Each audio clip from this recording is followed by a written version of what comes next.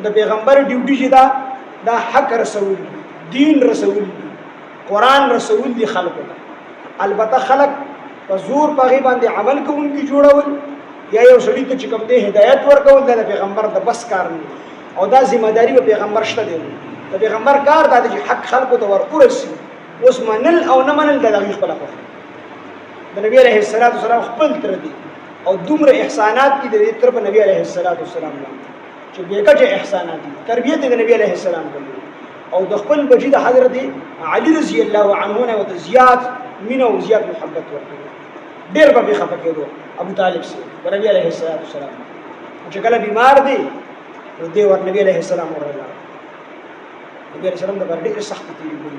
او د الله خپل قانون دی او الله حکیم ذات دی په ارزات کې دنیا شي حکمتونه دی ولل نبی عليه الصلاه والسلام ما تر ما تکلیبو وایا حالان کې دی ابو طالب سي خپل زوی حضرت علي رضی الله عنه ورته ما په نبی عليه الصلاه والسلام باندې ایمان راوړل نه حضرت علي زه یو برکو نو ابو طالب سي ودی د حق لار ګوري دا حق پیغمبر خپل بچي من نه کو په خپل به ایمان نه راوړ نو نبی عليه السلام دې زما تر ما ته پدې وخت کې دا کلمه وایا خیر دې د عربو د جاهلانو نه یریږي د ابو جهل دینه او دین شرمېږي نو خیر دې ما ته د وخت کې دا کلمه وایا هغه ورته وی چې ستا په ما ته دا یاره نه وي چې دا د مکې د مشرکین دی به زمونږ نسب او زمونږ مشران په بدو باندې یادینو ما بس په دې کې یو ستا سترګې یخې کړې ولهذا زه د خپل زوړ دین باندې مرمه او ستا دین قبلولو ته تیار او روح ته چکم نبی علیه السلام د څومره احسانات نبی علیه السلام سره کوي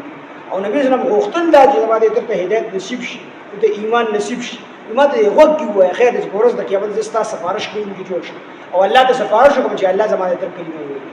خو بیا هم ایمان رانه الله پاک جل شانه آیاتونه راولېږي چې محبوب ته چاته هدایت کول غواړي ته هدایت نشي هدایت الله وی زما کار دې محبوب زه چاته هدایت کوم هغه به هدایت کیږي او ته چاته هدایت کول غواړي نه ستاسو بس کار پیغمبر باندې صرف د حق دین رسول البته منل او نه منل د پیغمبر په اختیار کې نه د پیغمبر نه الله پاک درته